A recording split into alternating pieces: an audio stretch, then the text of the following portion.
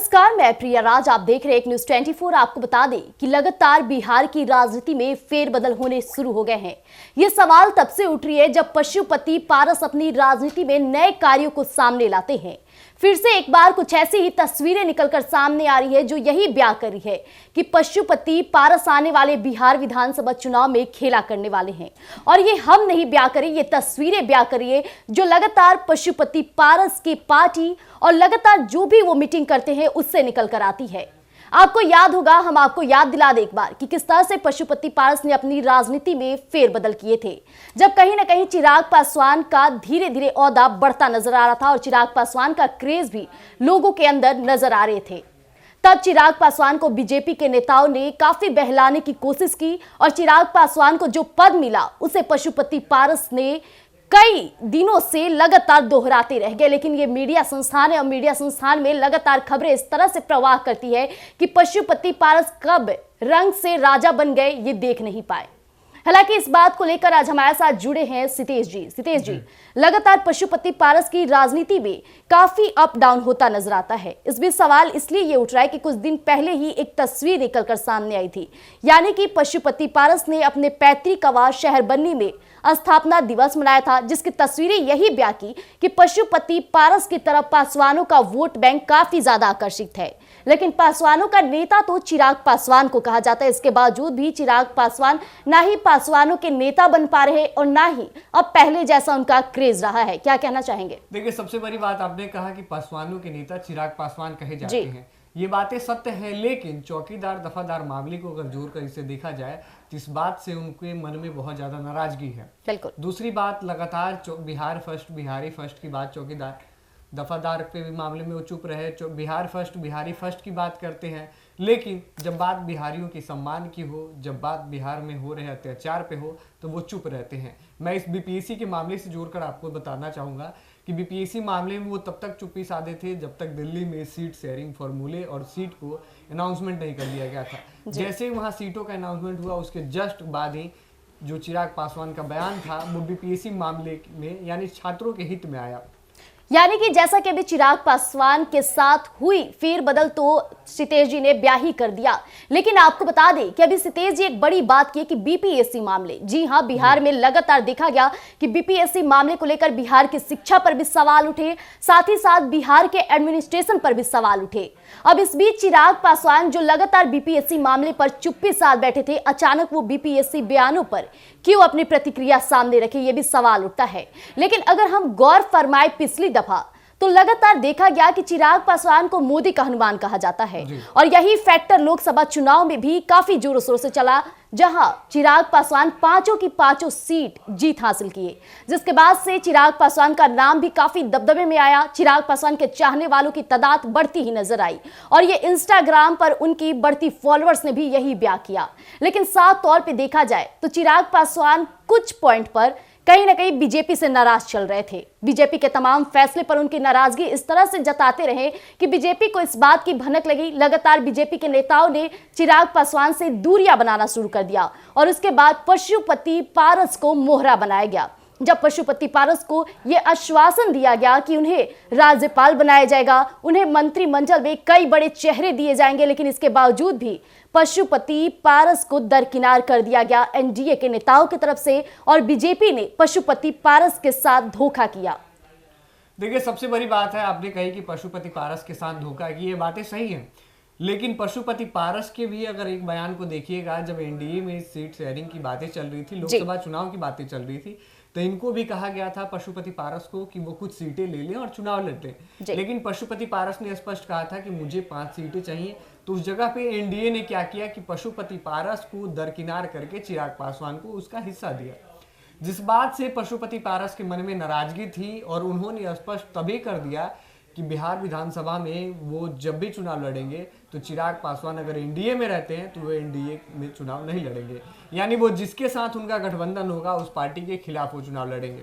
लेकिन सितेश जी, जेपी नड्डा और विनीत तावरे जो लगातार पशुपति पारस से मुलाकात कर रहे थे, क्या वो मुलाकात सिर्फ यूं ही मुलाकात थी या फिर राजनीति रोटियां सेकी जा रही थी?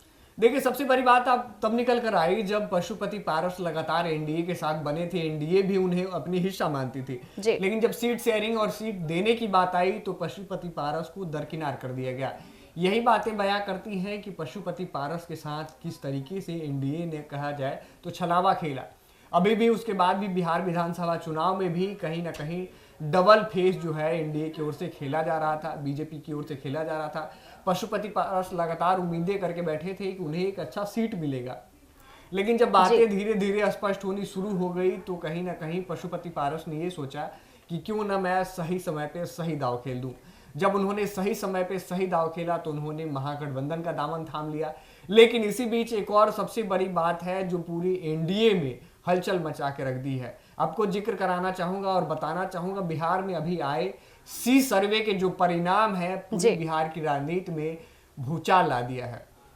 सी सर्वे की तो बात हम बाद में करेंगे, फिलहाल हम एक गौर फरमाना चाहेंगे। आपने कहा कि महागठबंधन के साथ पशुपति पारस ने अपना दांव खेलना शुरू कर दिया है। इस बीच वो तस्वीरें भी निकलकर सामने आई जहां लालू प्रसाद यादव से पशुपति पारस की मुलाकात हुई थी और इस मुलाकात को राजनीति से जोड़ा गया, जिसके बाद से देखा जाए तो बिहार की राजनीति में अभी हर एक पार्टियां नए समीकरण को साधने में हर एक अहम प्रयास कर रही है।